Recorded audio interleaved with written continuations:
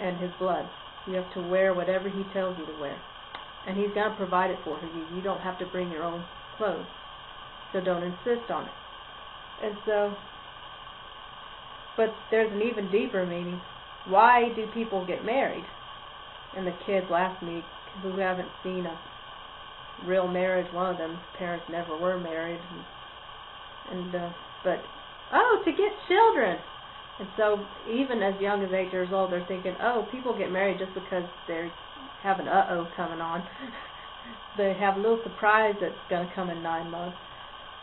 And but in the original intention, God intended that man would leave his parents and cleave to his wife, and they would become one flesh.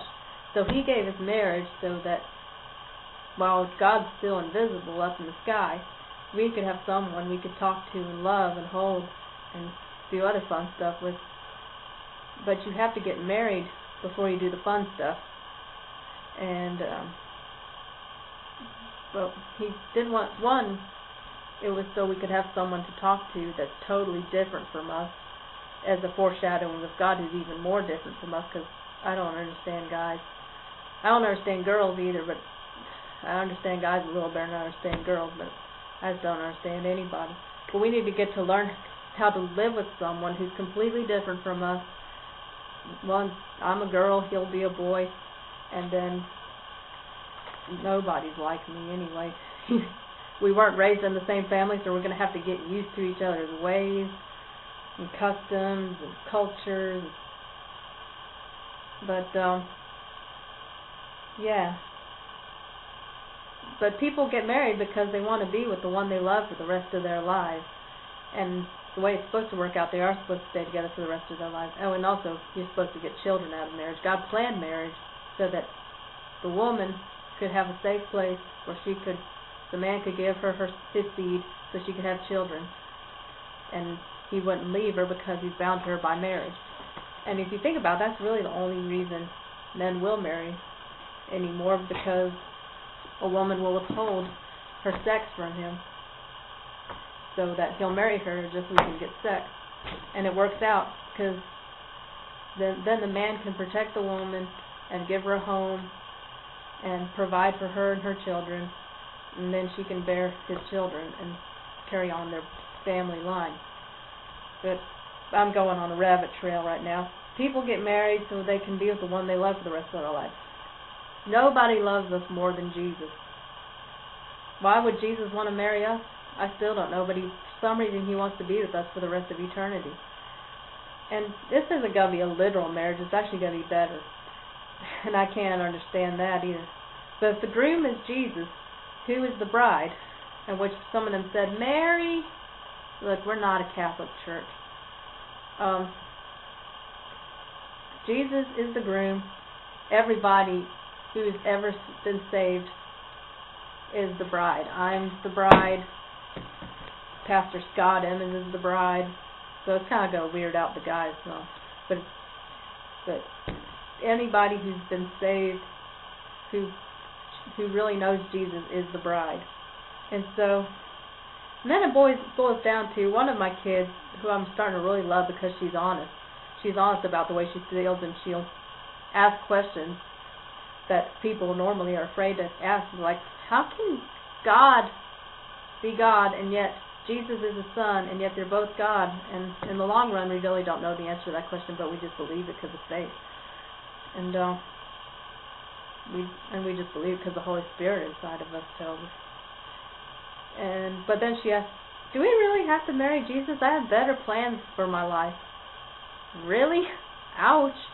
But really, she's saying what everybody else is thinking. Do you ever wonder if Jesus is the best thing for you, or if you have better plans?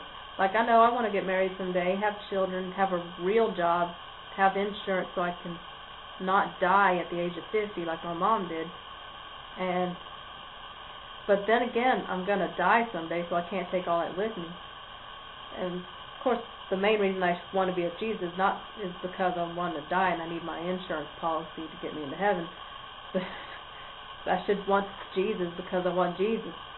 And so I'm every bit as sinful as everybody else who thinks they can do better. But But it boils down to people have terrible ideas about heaven because we don't get any good ideas. Like, let's see, I must fold this page over. Here's one idea. Are we going to be sitting on clouds forever playing harps? That's going to be kind of boring, isn't it? Depends on how much you like harp music. I like it sometimes.